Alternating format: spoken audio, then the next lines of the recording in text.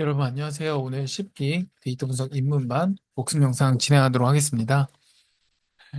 오늘은 저희가 미싱 밸류에 대한 것들 개념 한번 다시 정리하고 미싱 밸류에 대한 것들을 좀 이해하기 위해서 억지로 이제 미싱 밸류를 만들어 보고 실제 이거를 저희가 다양한 결측지 보관법으로 진행하고 그걸 통해서 데이터도 한번 오리지널이랑 비교하고 회귀 분석을 그려봤어요. 그랬을 때 결측지들을 어떻게 대치하냐에 따라서 실제 원본 데이터들과 그 다음에 별측치를 대치한 데이터들 간의 차이를 보면 이렇게 또는 이렇게 특정 값으로 대치하면 결국 우리가 회귀 분석을 가정했을 때 이 선이 흔들리는 게 보이실 것 같습니다.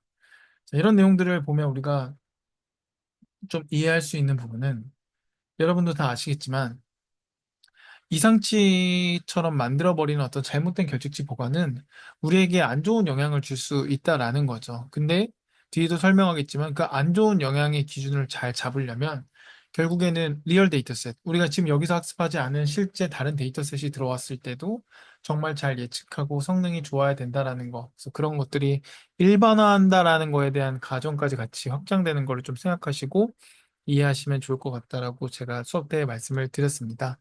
네, 그리고 이어서 두 번째로 예시한 데이터는 저희가 유사하게 동일하게 했는데 실제 데이터를 좀 음, 어, 하나씩 점을 찍어봤어요. 점을 찍어보니까 어떤 때는 제로로 한 게 되게 성능이 안 좋았는데 어떤 때는 제로로 한 게 성능이 되게 좋아요. 그러면 보면 제로로 인해 가지고 실제 데이터가 회귀선이 내려갔죠. 근데 원래 원본 데이터 자체에서도 여기가 선이 되게 좀 벌어진 게 보이시죠? 차이가. 근데 이게 0 때문에 맞춰졌어요. 좀 의도적인 건 아니지만.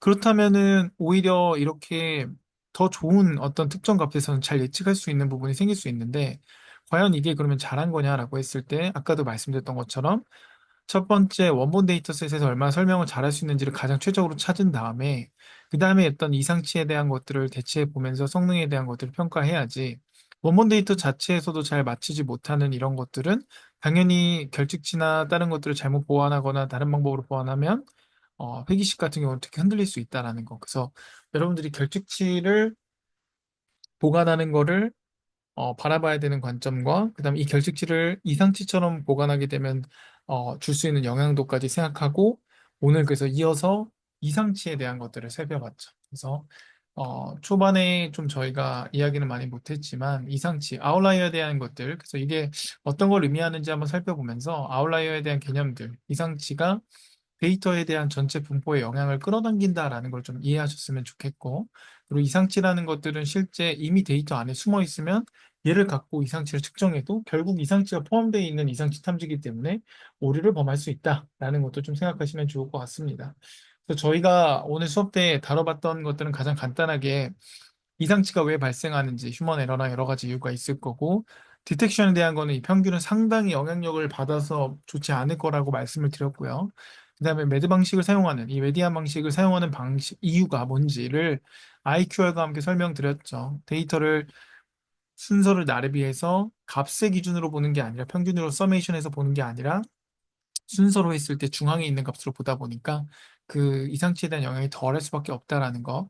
박스 위스크 이 플랫에 대한 거, 그다음에 박스 플랫에 대한 내용들 개념들과 얘네가 뭘 의미하는지는 설명을 드렸고요. IQR의 의미는 Q3에서 Q1을 뺀 이 변동계수를 말한다라고 생각하시면 될 것 같습니다. 다음 시간에 이어서 이 부분 얘기하도록 하고요. 오늘은 이제 이상치까지 간단하게 살펴보고 여기까지 하도록 하겠습니다. 감사합니다.